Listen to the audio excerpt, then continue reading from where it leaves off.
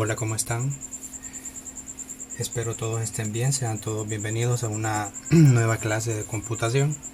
Antes de iniciar con la pequeña clase de ahora, quiero recordarles que la semana anterior se publicó un examen ahí en Classroom y también se lo compartí en el grupo de WhatsApp para que usted lo haga si no lo ha realizado todavía.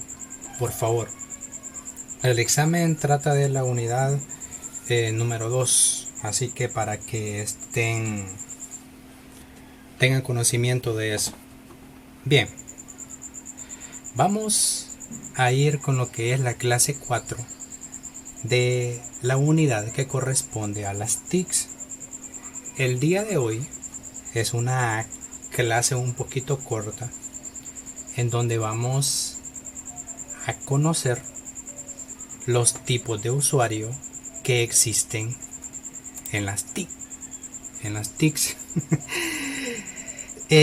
Recuérdese que estas son las tecnologías de la información y la comunicación, es decir, todo aquel grupo de dispositivos que nos permiten a nosotros poder acceder a información de manera fluida. Básicamente eso son las TICs. Bien, pero usuario, en este caso, usted usuario tiene guardado ahí en su cerebro cuál es el término real, pero se lo voy a recordar. Dice que un usuario es aquel que define a los individuos que se mantienen en contacto con las TIC, es decir, con estas tecnologías. O sea, usted y yo que estamos haciendo uso de esto. En el caso de Classroom, en el caso de YouTube, inclusive WhatsApp entra dentro de esta tecnología. Entonces, estos usuarios se pueden clasificar dependiendo del nivel de experiencia que puedan tener estos usuarios dentro de lo que es el campo de las TICs. Es decir, que la manera de cómo se clasifican depende de la experiencia que ellos tengan en el manejo de estas herramientas. Como por ejemplo, tenemos los siguientes: los usuarios avanzados. Cuando nosotros hablamos de usuarios avanzados, hablamos de aquella persona que tiene habilidades digitales y trabaja para poder familiarizarse con el uso de estas herramientas. Es decir, no es el usuario final, sino que es aquel usuario que tiene el conocimiento y dice: no, yo puedo ver o aprender mucho de este tema en YouTube, o en Dailymotion vi un video en donde está, por ejemplo, el sistema solar y que no está en YouTube. Es decir, es aquel usuario que tiene el conocimiento necesario para ir y buscar lo que realmente necesita aprender en cualquier herramienta. Cuando hablamos de herramienta nos podemos estar refiriendo a YouTube, inclusive en Facebook, que existen grupos o existen páginas en donde ayudan o enseñan a sus seguidores en un tema en específico. También tenemos otro que es el analista de sistemas.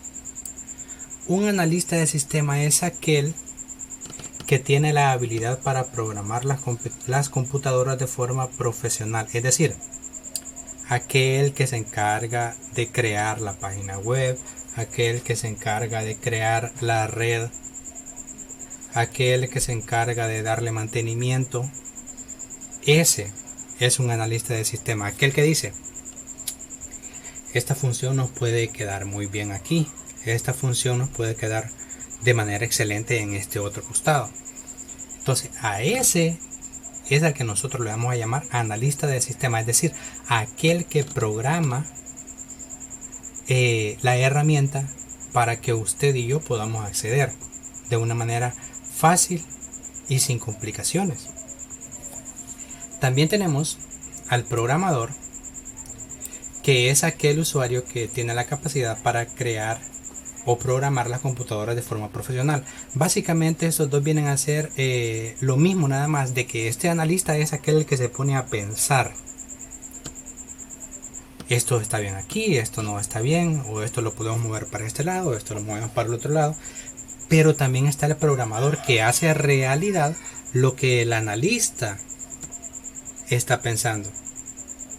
Es decir, muchas veces los programadores a veces no tienen la capacidad de poder ver un poquito más allá en ciertas herramientas, porque lo de ellos es solamente, podría ser así como codificar la página.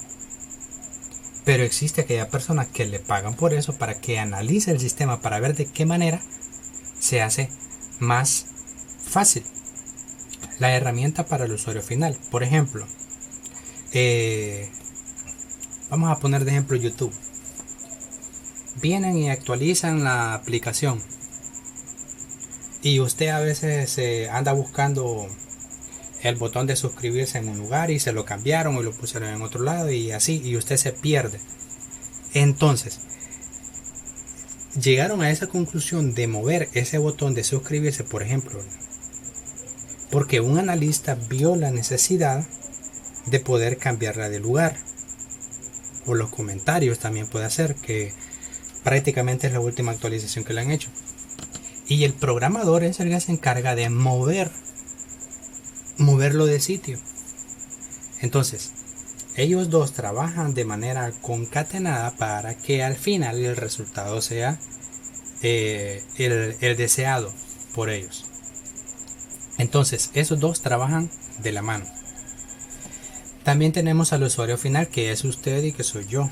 Por ejemplo, usted que está escuchando esta clase, o aquella persona que tal vez por entretenimiento llegó a cierto tutorial, cómo hacer agua hervida, por ejemplo.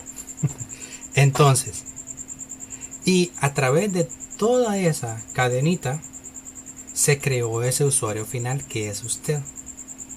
Es decir, aquel que hace uso, aquel que le saca el mayor provecho a esta herramienta. Y también tenemos lo que es el analfabeto digital, que es aquella persona que por nada del mundo se mete en este tipo de tecnologías.